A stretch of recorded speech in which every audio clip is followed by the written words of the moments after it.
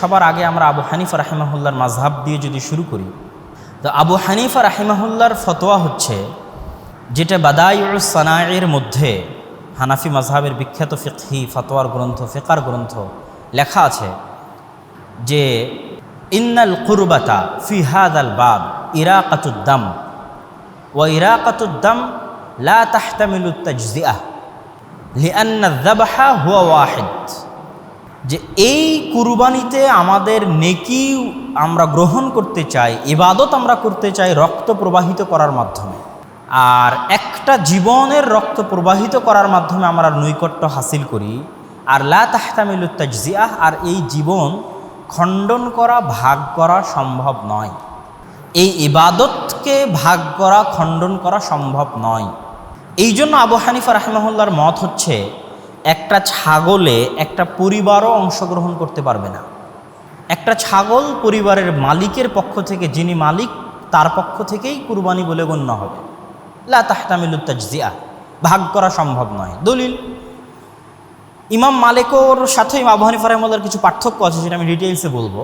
তো এনারা যে বলছেন যে একটা কুরবানিকে ভাগ করা সম্ভব নয়, তাদের মূল দলিল কি? তাদের মূল দলিল হচ্ছে, কুরবানি আজকের যুগের নতুন ইবাদত নয়। মুহাম্মদ সাল্লাল্লাহু আলাইহি ওয়াসাল্লাম নতুন করে কুরবানি করছেন এটা নয়, আগের যুগ থেকে কুরবানি চলে আসছে। পিতা আদম আলাইহিস সালামের দুই সন্তান হাবিল এবং কাবিল কুরবানি করেছে। ফাতুকুব্বিলা মিন আহাদিহিমা কাররাবা কুরবানান ফাতুকুব্বিলা মিন আহাদিহিমা, তারা দুই ভাই কুরবানি পেশ করলো, তাদের কুরবানি একজনেরটা আল্লাহ কবুল করলো। ওই যে কুরবানি ইব্রাহিম আলাইহিস সালামের, এই আদম আলাইহিস সালামের দুই সন্তান দিয়ে শুরু হয়েছে, যেটা আল্লাহ সুবহানাহু ওয়া তাআলা পবিত্র কোরআন মাজিদের মধ্যে আরও স্পষ্ট করে বলেছেন আগের যুগের উম্মতের কুরবানির কথা, যে আগের যুগের উম্মতের মধ্যে যাদের কুরবানি কবুল হতো, তাদের কুরবানি আগুনে এসে পুড়ে যেত। তো যখনই আপনি আগুনে এসে পুড়ে যাওয়া বলবেন, তখন কোশ্চেনকালও সেটার মধ্যে ভাগ করা সম্ভব হবে না।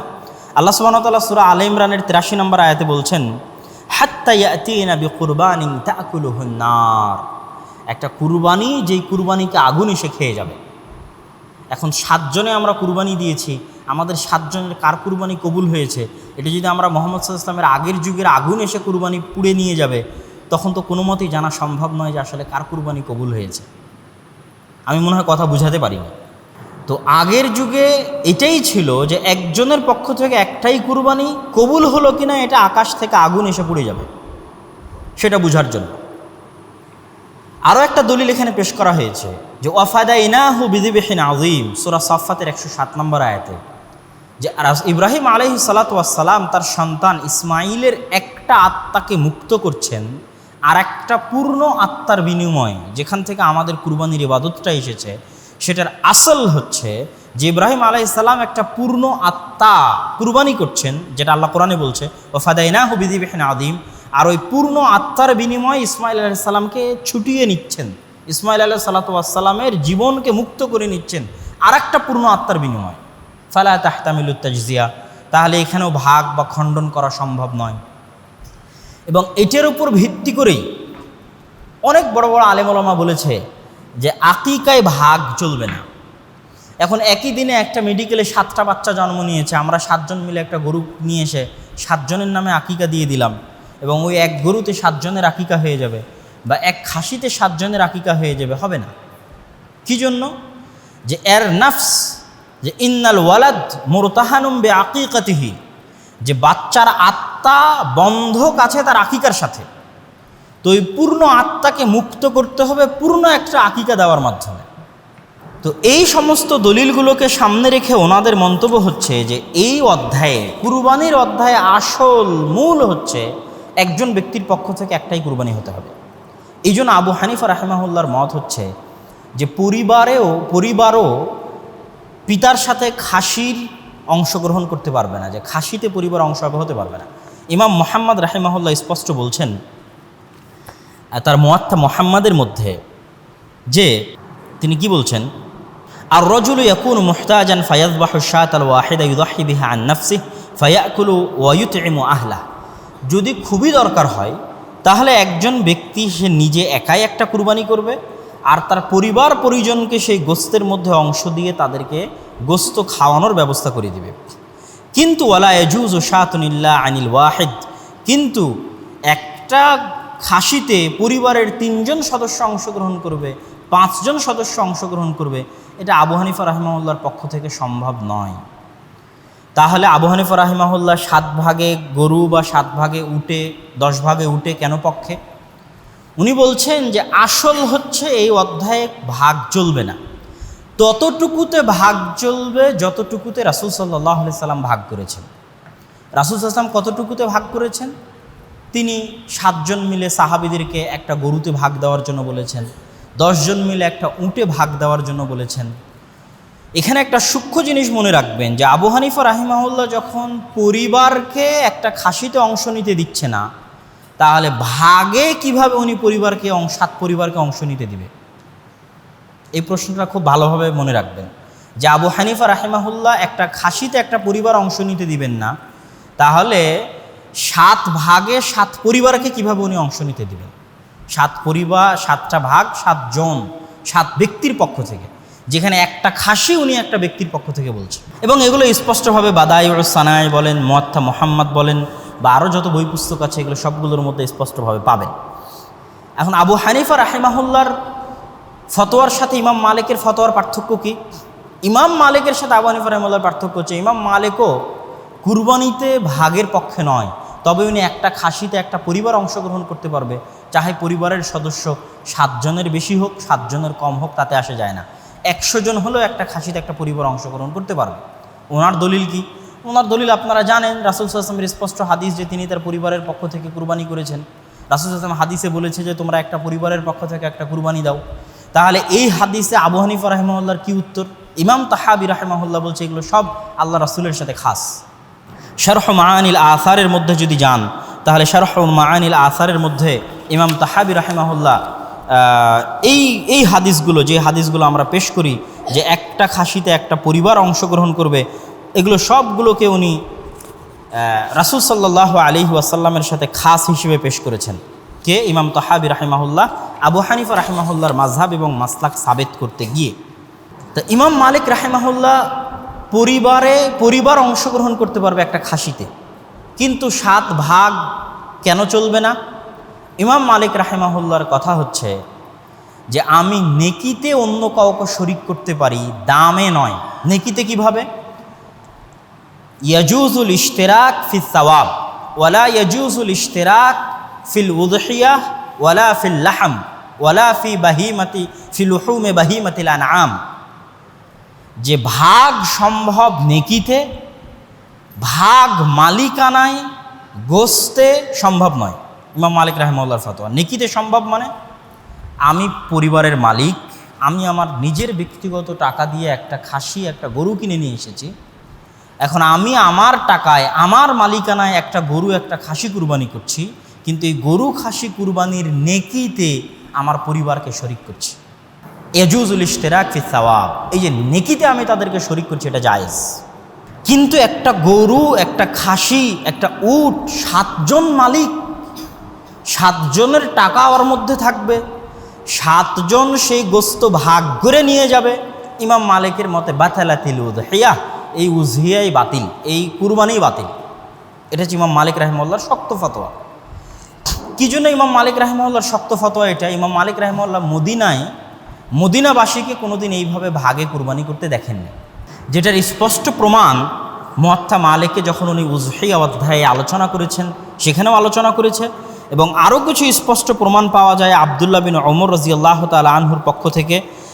আব্দুল্লাহ বিন ওমর রাদিয়াল্লাহু তাআলা আনহুকে ইমাম শাআবি জিজ্ঞেস করছে, আল বাকারাতু তুজজিউ আন সাবআতিন, যে একটা গরু 7 জনের পক্ষ থেকে সম্ভব। তখন ইবনে ওমর শাআবিকে বলছে, ইয়া শাআবি আওয়ালাহা সাবআতু আনফুস, একটা গরুর কি 7টা আত্মা থাকে? কেমনে 7টা আত্মা, যদি একটা গরুর 7টা আত্মা না থাকে কেমনে 7 জনের পক্ষ থেকে সম্ভব? তখন শাআবি বলছে যে অমুক হাদিস, এটা হাদিস। তখন ইবনে ওমর রাদিয়াল্লাহু তাআলা বলছেন, এটা আমার জানা ছিল না যে এইভাবে মানুষ 7 ভাগে কুরবানি করবে, এটা আমার জানা ছিল না। ইবনে ওমর রাদিয়াল্লাহু তাআলা জানতেন না যে 7 ভাগে কুরবানি মানুষ এইভাবে করবে। ইবনুল মুসাইয়িব মদিনার বিখ্যাত তাবেঈ, তিনি কি বলছেন? মা কুন্না না'রিফু ইল্লা যাকা হাত্তা খালাতানা আহলুল ইরাক ফাদাহু আন কুল্লি ওয়াহিদিন বিশাতিন ওয়া কানা আহলুল বাইতি ইউদাহুনা বিশাত। যে আমরা মদিনাবাসীরা যে একটা গরুতে 7 জন কুরবানি হবে বা একটা উটে 10 জন কুরবানি হবে, এটা আমাদের মধ্যে ছিল না। যতক্ষণ না আমরা কুফাবাসীর সাথে মিশ্রিত হয়েছি, কুফাবাসীর সাথে আমাদের সংমিশ্রণ ঘটেছে, ততক্ষণ আমরা এই আমল সম্পর্কে আমাদের জানা ছিল না। তো যেহেতু ইমাম মালিক মদিনার মানুষ, মদিনায় উনি এই আমল দেখেননি এবং মদিনা এবং মক্কায় এই আমলের ব্যাপক প্রচলন ছিল না। যেটা আবু আইয়ুব আল আনসারী রাদিয়াল্লাহু তাআলা আনহুর হাদিসেও স্পষ্ট হয় যে আবু আইয়ুব আল আনসারী রাদিয়াল্লাহু তাআলা আনহুর হাদিসে তাকে জিজ্ঞেস করা হচ্ছে যে কাইফা কানাতুল উযহিয়া ফি আহদি রাসূলিল্লাহি সাল্লাল্লাহু আলাইহি ওয়াসাল্লাম, আল্লাহ রাসূলের যুগে কুরবানি কেমন ছিল? তিনি বলছেন আল্লাহ রাসূলের যুগে কুরবানি ছিল এক পরিবারের পক্ষ থেকে একটা কুরবানি। বর্তমানে আমরা যেটা দেখছি এটা তো আমাদের রাসূল সাল্লাল্লাহু আলাইহি সাল্লামের যুগে ছিল না। পরবর্তীতে যখন মানুষ কুরবানি নিয়ে প্রতিযোগিতা করা শুরু করলো, তখন মানুষের মধ্যে এটা চলে আসলো। তো ইমাম মালিক রাহিমাহুল্লাহর মাযহাবের খোলাসা হচ্ছে নেকিতে শরিক সম্ভব, মালিক এবং গোস্তে শরিক সম্ভব নয়, উযহিয়া বাতিল হয়ে যাবে। আবু হানিফা রাহিমাহুল্লাহর কি মত? আবু হানিফা রাহিমাহুল্লাহর মত হচ্ছে একটা খাসি একজন ব্যক্তির পক্ষ থেকে সম্ভব, ওখানে পরিবার অংশগ্রহণ করতে পারবে না। একটা গরু 7 জন ব্যক্তির পক্ষ থেকে সম্ভব, ওখানেও পরিবার অংশগ্রহণ করতে পারবে না। একটা উট 10 জন ব্যক্তির পক্ষ থেকে সম্ভব, ওখানেও পরিবার অংশগ্রহণ করতে পারবে না। লা তাহতামিলুত তাজজিয়া, উজজিয়াকে কুরবানিকে ভাগ করা সম্ভব নয়, তবে যতটুকুর অনুমতি রাসূল সাল্লাল্লাহু আলাইহি সাল্লামের পক্ষ থেকে পাওয়া যায়। এখন আবু হানিফা রাহিমাহুল্লাহর মাযহাবের সবচেয়ে শক্ত দিক, যেটা আমাদের দেশের হানাফি আলেম ওলামারাও বলে না, অথচ সব হানাফি ফিকহের বইয়ে এই বিষয়ে একমত, সবাই একমত। যে কোনো হানাফি আলেমকে জিজ্ঞেস করলে আপনি এটার অ্যান্সার পাবেন। সেটা কি?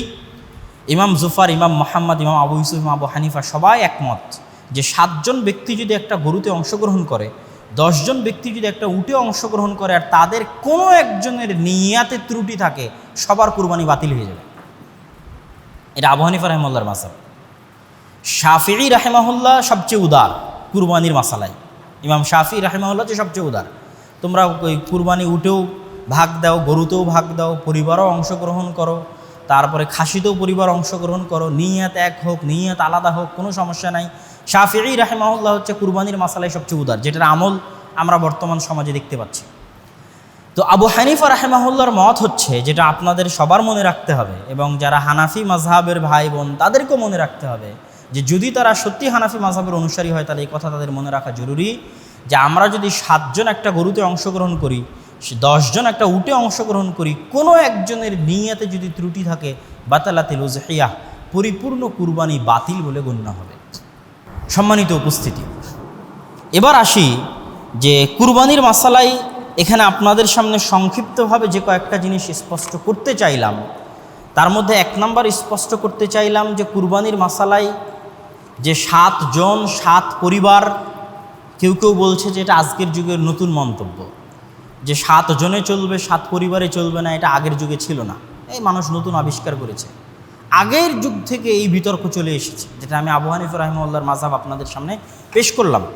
এমনকি সৌদি যে ফতোয়া বোর্ড আছে, এই সৌদি ফতোয়া বোর্ডেরও একবারের ফতোয়া এরকম ছিল যে 7 ব্যক্তির পক্ষ থেকে ভাগ সম্ভব, কিন্তু 7 পরিবারের পক্ষ থেকে ভাগ সম্ভব নয়। মুহাম্মদ বিন ইব্রাহিম তিনি যখন প্রধান গ্র্যান্ড মুফতি ছিলেন, তখন তিনি এই ফতোয়াটা তার পক্ষ থেকে প্রদান করা হয়েছিল। এই ফতোয়াটা অনেকেই শেয়ার করতে চায় না বা অনেকেই বলতে চায় না। তো এই ফতোয়াটা আপনাদের জেনে রাখা দরকার যে সৌদি আরবের ফতোয়া বোর্ডের পক্ষ থেকে এরকম ফতোয়া ছিল যে 7 ব্যক্তির পক্ষ থেকে ভাগ সম্ভব, কিন্তু 7 পরিবারের পক্ষ থেকে ভাগ সম্ভব নয়। তো সব মিলিয়ে ভাগে কুরবানির বিষয়ে যদি আমরা জায়েজ বলি, বহু আলেম ওলামা জায়েজ বলেছে, ইমাম শাফিঈ রাহিমাহুল্লাহ জায়েজ বলেছে, আবু হানিফার ইমাম মালিক রাহিমাহুল্লাহর দলিল, তাদের মাযহাবের অবস্থান, সেটা আপনাদের সামনে পেশ করলাম। আমরা যদি জায়েজ বলিও, তবুও আমাদেরকে এটা মনে রাখতে হবে যে ইমাম মালিক রাহিমাহুল্লাহ, যেখানে উনি একটা পরিবার একটা খাসিতে অংশগ্রহণ করতে পারবে, এই মন্তব্য পেশ করার পরও ইমাম মালিক রাহিমাহুল্লাহ বলছে এটাই উত্তম যে পরিবারের প্রত্যেক সদস্য নিজের নিজের পক্ষ থেকে আলাদা কুরবানি দেবে।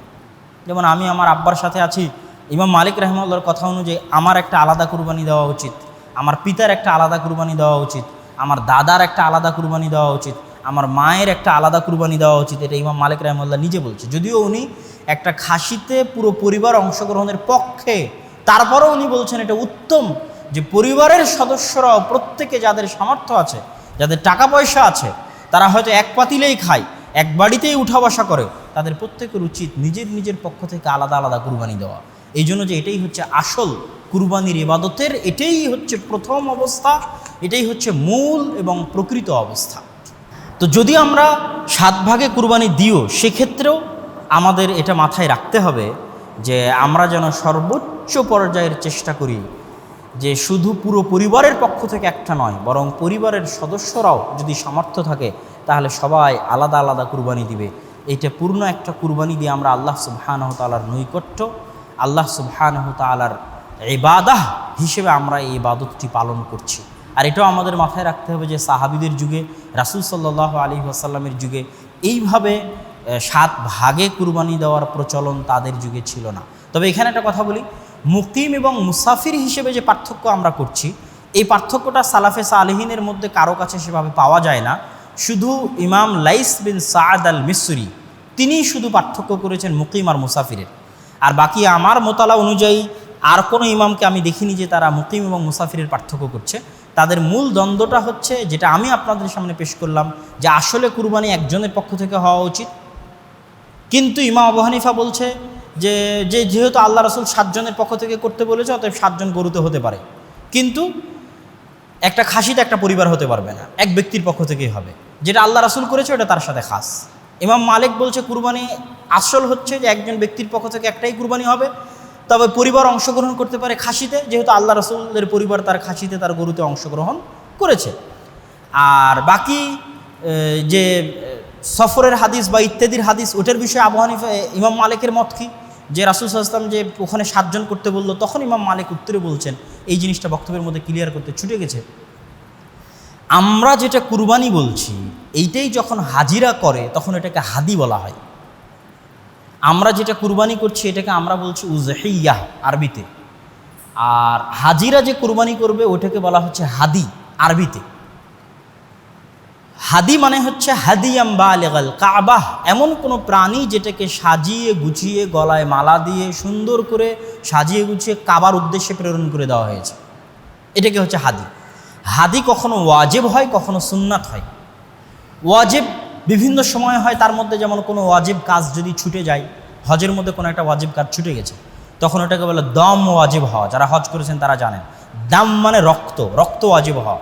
রক্ত মানে তার জন্য একটা হাদি, একটা কুরবানি করা ওয়াজিব হয়ে গেছে।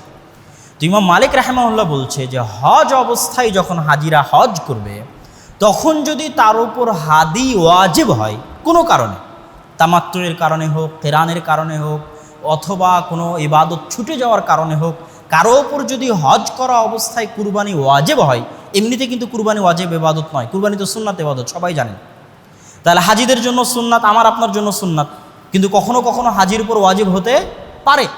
যদি হাজির উপর হাদি দেওয়া ওয়াজিব হয়, ইমাম মালিক বলছেন ওই হাদিতে স্বামী স্ত্রীও ভাগ হতে পারবে না, বাপ বেটাও ভাগ হতে পারবে না। আমার উপর হাদি ওয়াজিব, আমি আমার মতো একটা হাদি দিব, আমার স্ত্রীর উপর হাদি ওয়াজিব, সে তার মতো একটা হাদি দিবে, যদি ওয়াজিব হয়। আর যদি নফল সুন্নাত হিসেবে হয়, তাহলে হাদিতে তারা অংশ নিতে পারে। তো যতগুলো হাদিস আছে সবগুলো হজ অবস্থায়। তো এই জন্য ইমাম মালিক রাহিমাহুল্লাহর উত্তর হচ্ছে এগুলো সব হাদি এবং এগুলো সব সুন্নাত এবং নফল ছিল। রাসূল সাল্লাল্লাহু আলাইহি ওয়াসাল্লাম বাধাপ্রাপ্ত হলেন হুদাইবিয়ার সময়, বাধাপ্রাপ্ত হওয়ার কারণে তখন সুন্নাত হিসেবে একটা গরুতে 7 জন অংশগ্রহণ করেছে, সুন্নাত হলে অংশগ্রহণ করতে পারে।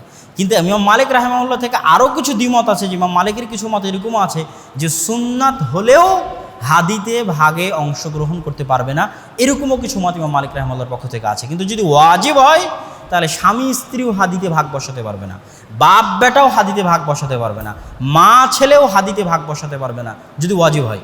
ইমাম মালিক রাহিমাহুল্লাহ এই মাসালাই এতটা কঠোর এবং এতটা কঠিন। সুতরাং আমাদের চেষ্টা করতে হবে যে আমরা যেন ভাগে কুরবানি থেকে বেঁচে থাকতে পারি। ইবাদত হিসেবে আল্লাহ সুবহানাহু ওয়া তাআলার সন্তুষ্টির জন্য সকলের উচিত নিজ নিজ ব্যক্তির পক্ষ থেকে, পরিবারের পক্ষ থেকে একটা পূর্ণাঙ্গ কুরবানি আল্লাহ সুবহানাহু ওয়া তাআলার সন্তুষ্টির জন্য প্রদান করা, এবং পরিপূর্ণ সাফ নিয়তের সাথে। আপনি ভাগে অংশগ্রহণ করবেন, আরেকজনের নিয়াত, আরেকজনের নিয়াত, 7 জনের নিয়াত, 7 জনের টাকা, এটা তখন কি হবে, যেটা আবু হানিফা রাহিমাহুল্লাহ বলছে যে বাতালাতিল উযহিয়া, কুরবানি বাতিল হয়ে যাবে। হয়তো অনেকেই বলেছেন জায়েজ হবে, কিন্তু আপনি ওই বিতর্কের মধ্যে কেন যাবেন? আমাদের উচিত এই জাতীয় বিতর্ক থেকে বেরিয়ে এসে যেটা উত্তম সেটার প্রতি আমল করা, যেটা নিশ্চিত যে আল্লাহ সুবহানাহু ওয়া তাআলার দরবারে কবুল হবে